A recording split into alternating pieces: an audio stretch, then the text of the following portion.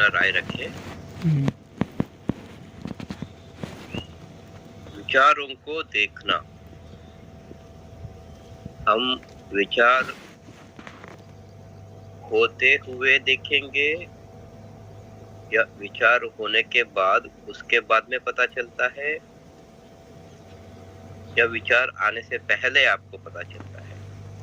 विचारों को देखना मतलब कैसे करते हैं आप लोग, ये एक बार हम बात करेंगे। कोई भी आप अपना साधना क्या कैसे करते हैं बता सकते हैं? प्रणाम मुकेश भैया। प्रणाम भैया जी, प्रणाम।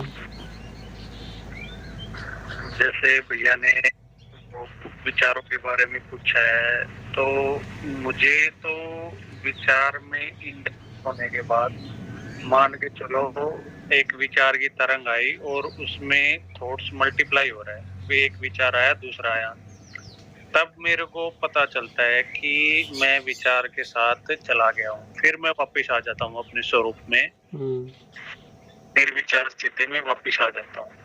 कई बार कभी कभी ऐसा होता है कि विचार जैसे ही उठने लगता है, जैसे ही एकदम आता है तो पता चल जाता है कि विचार आ रहा है, मैं तभी उस विचार से हट जाता हूँ। तो अभी तो ऐसी स्थिति होती है। और कभी ऐसा होता है कि ध्यान में बैठे हैं, काफी समय हो गया है, विचार नहीं आते। कई बार जो विचारों का गैप है 5 मिनट, 10 मिनट, 15 मिनट तक भी ऐसा हो जाता है कि कोई भी विचार नहीं आया है, बिल्कुल निर्विचार अवस्था है। और जैसे ही थॉट कभी कोई आने की स्टेज आती है, कोई भी पास्ट का, फ्यूचर का थॉट्स आता है, तो एकदम से पता चल जाता है। जैसे इन्होंने पूछा विचारों को देखने का, तो हमको फिजिकली उस थॉट को नहीं देखना है, हमको आंखें बंद करके सिर्फ हमको खुद अनुभव होगा, महसूस होगा खुद ही कि हम पास्ट फ्यूचर में अपने विचारों के साथ चलेंगे।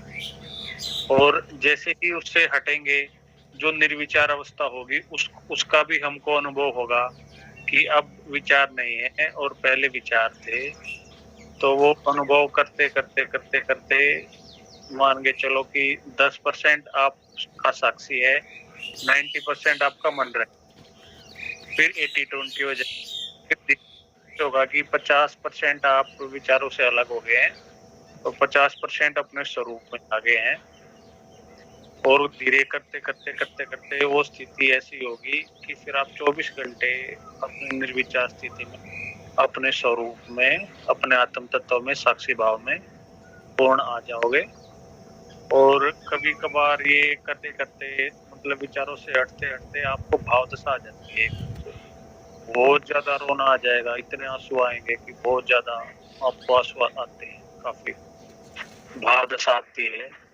तो वो भी काफी अच्छी होती है, वो भी बिल्कुल हमारे अंतःकरण को साफ करती है और मन बिल्कुल निर्मल हो जाता है। उसमें भी जब कई बार रोना आता है साधक को निर्विचार अवस्था में रुके हुए, तो उससे भी उसका मन काफी खाली होता है, हल्का हो जाता है।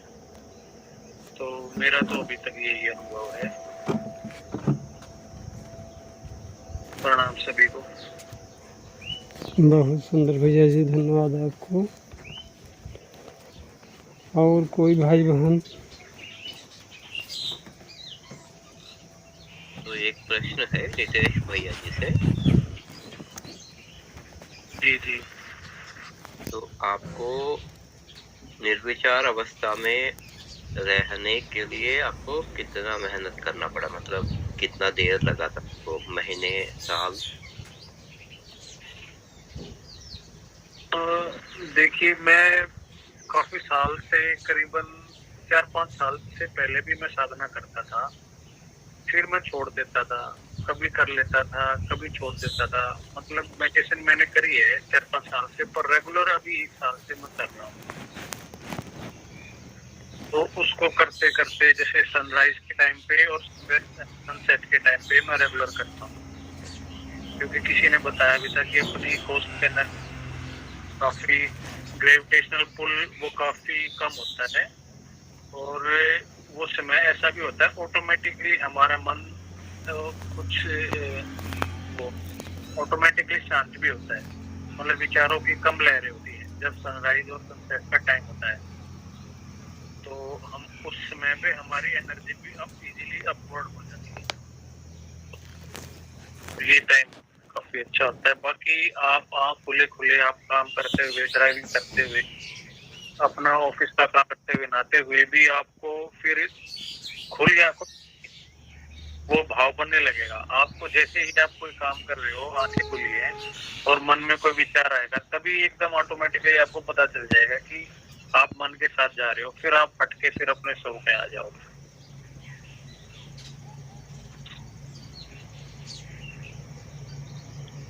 जी धन्यवाद। तो आपको करीब 6-7 महीना साधना के बाद पता चला कि मैं इस अवस्था में शांत हूँ, या आपको?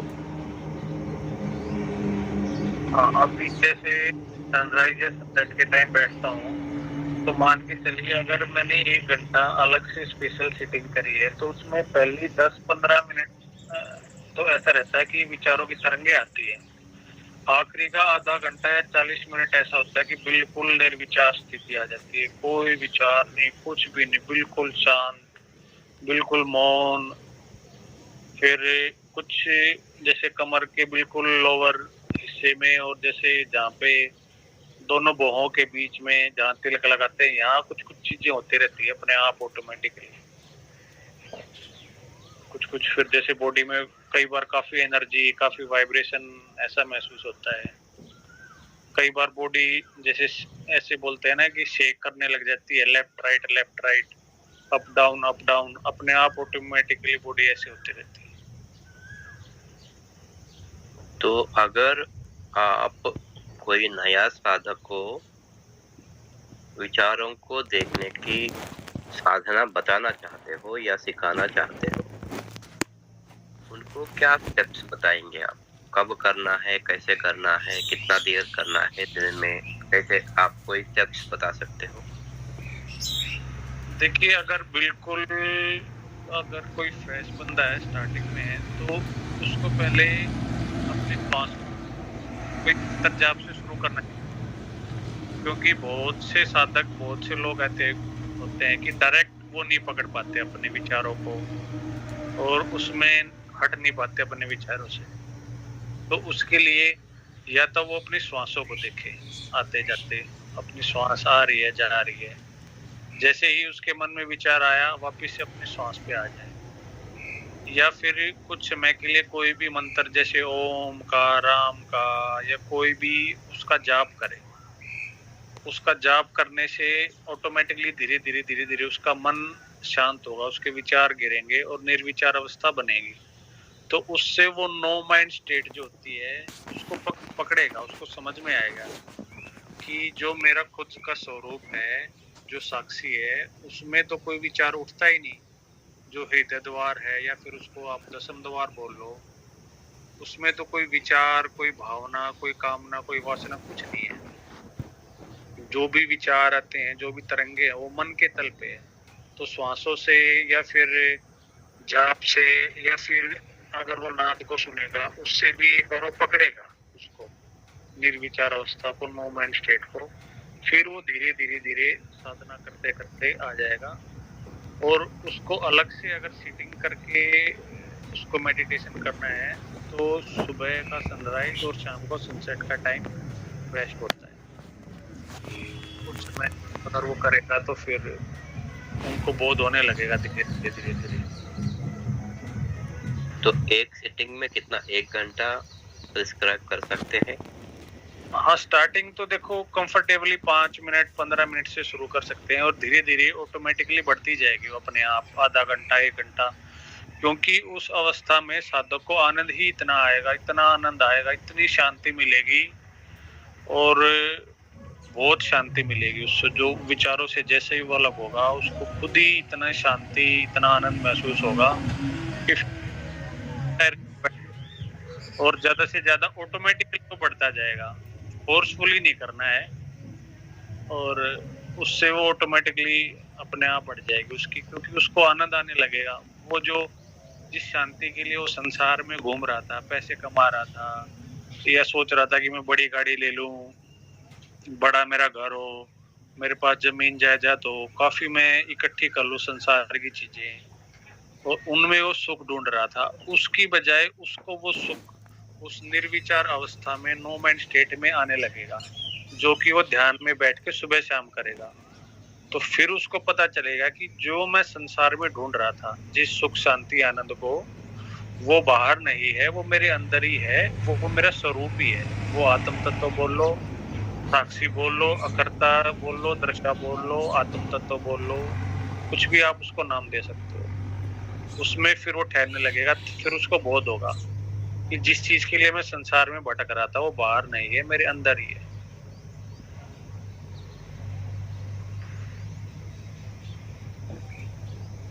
जी धन्यवाद भैया, बहुत अच्छा बताया आपने। तो नियमित रूप से नियमित समय सुबह और शाम, सूर्योदय और सूर्यास्त समय में एक ही जगह लंबा बैठने से स्लोली थोड़ा समय बढ़ाते रहे तो हाँ, वो ऑटोमेटिकली बढ़ेगा। आप पहले आप कोशिश करिए, सिर्फ 5 या 10 मिनट के लिए बैठिए। उसमें जब आपको अपनी शांति, आनंद, अपने आप को खुद ही इतना पीस ऑफ महसूस होगा, तो ऑटोमेटिकली वो आपकी टाइमिंग बढ़ती चली जाएगी। और फिर ऐसी अवस्था आएगी, आप करते जाओगे, फिर आप संसार में, मान के चलो अपने ऑफिस में हो, आप ड्राइविंग कर रहे हो या घर में हो, नहा रहे हो, चल रहे हो आप, तो चलते चलते फिरते उठते बैठते आपको अवेयरनेस, आपका बोध, वो निर्विचार अवस्था आपकी बनी रहेगी और बढ़ती जाएगी। वो धीरे धीरे धीरे धीरे समय के साथ आपका होश बढ़ता जाएगा। वो अवेयरनेस बढ़ेगी तो आपको जैसे नाद भी सुनाई दे सकते हैं, प्रकाश सुन सकता है, काफी अंदर आपको अनुभव होंगे। तो फिर अपने आप उसका समय बढ़ता जाएगा। फोर्सफुली नहीं कि भाई नहीं करना कि मेरे को 1 घंटा बैठना है, 2 घंटा बैठना है, 3 घंटे बैठना है, तो वो आपका टाइमिंग अपने आप बढ़ता जाएगा। और फिर कोशिश ये करेगी, जैसे रात को सोने जा रहे हैं बेड पे, तब भी थोड़ी देर के लिए लेटे लेटे अपनी वो ध्यान की अवस्था बनाए, विचारों से अलग होके फिर हम रात को नींद में जाएं, तो वो अवेयरनेस फिर पूरी रात रहेगी। होश। और एक इस चीज में एक चीज और ऐड करना चाहूंगा कि जैसे ही हम साक्षी होते हैं, अपने मन से अलग होते हैं, तो ऑटोमेटिकली जो हमारी ऊर्जा होती है, आप कुंडलिनी ऊर्जा नाम दे लो उसको या कुछ भी बोलो, वो अपने आप अपना नीचे मूलाधार से सहस्त्रार की तरफ ऑटोमेटिकली जाती है। उसके साथ हमको कोई जोर जबरदस्ती नहीं करनी, कोई फोर्स नहीं लगाना, कोई योगा नहीं करना, किसी पॉइंट पे कंसंट्रेट नहीं करना, आंखों के बीच में या मूलाधार चक्कर पे या लम यम हम ओम, कोई जबरदस्ती जाप नहीं करना। जितना आप आंखें बंद करके बैठ के और जितना ज्यादा से ज्यादा आप अपने मन से, विचारों से अलग रहोगे, अपने आप ऑटोमेटिकली वो ऊर्जा अपने आप अपनी यात्रा पूर्ण करेगी, अपने सभी चक्रों को भेजती हुई वो सहस्त्रार की तरफ जाएगी। हमको अपने आप से प्रयास नहीं करना। इसमें ये चीज और मैं बोलना चाहता था। तो ऊर्जा ऊपर जाने से क्या होता है? बस वो बताया किसी ने कि भाई वो एक, मान के चलो, एक स्टेशन पॉइंट होते हैं अपने चक्कर, या फिर वो हमारी अवेयरनेस को बताती है कि भाई हम इतनी इतनी हमारी अवेयरनेस बढ़ती चलेगी है। तो उसमें बताया कि भाई जब हम अपने आज्ञा चक्कर पे पहुंचते हैं तो वहां सविकल्प समाधि लगती है, सहस्त्रार पे निर्विकल्प लगती है, और कई बार जैसे कोई हृदय चक्कर में आता है तो उसको प्रकाश का या तरंगों का काफी अनुभव होता है। आपने भी शायद एक बार बताया था कि आपकी जैसे ऊर्जा हृदय चक्कर में है काफी, तो आपको कुछ प्रकाश का ऐसे अनुभव होता है चक्कर में। आपने एक बार बताया था शायद। जी जी जी,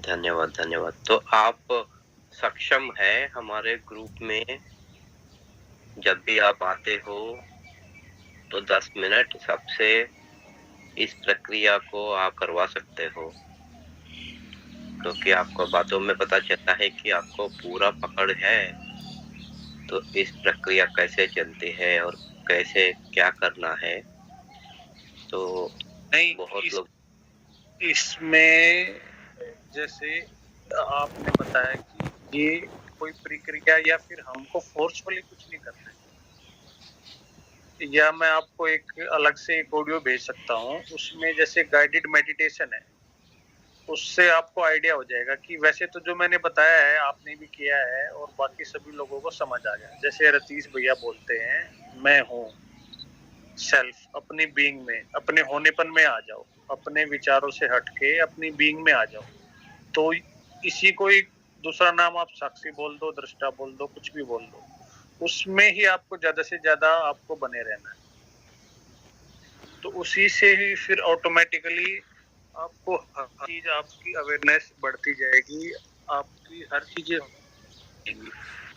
बहुत से लोग कोशिश करते हैं कि हठ योग से या मंत्र जाप से अपनी कुंडलिनी जागरण, अपने चक्रों को फोर्सफुली जैसे आगे चक्कर पे ध्यान लगाते हैं, वो बिल्कुल नहीं करना है। बस साक्षी भाव में बने रहना है, अपनी बीइंग में, अपने सेल्फ में। और कोशिश ये होगी कि सनराइज और सनसेट के टाइम पे करें तो वो सबसे बेस्ट होता है, क्योंकि जो दिन का समय होता है उसमें हमारी एनर्जी ऑटोमेटिकली थोड़ा सा डाउनवर्ड की तरफ होती है। सुषुम्ना नाड़ी आपकी अच्छे से उस एनर्जी को अपवर्ड फ्लो नहीं कर सकती। जब आपका सनराइज सनसेट का टाइम होता है तो आपकी सुषुम्ना में आपकी एनर्जी का फ्लो का ग्रेविटेशनल पुल कम होता है अर्थ पे, तो वो आपकी ऊर्जा को इतना नहीं खींचेगी, वो फ्रीली अब आराम से अपनी एनर्जी वो फ्लो कर सकी है। तो इसलिए मैंने इन समय को थोड़ा इम्पोर्टेंट बताया।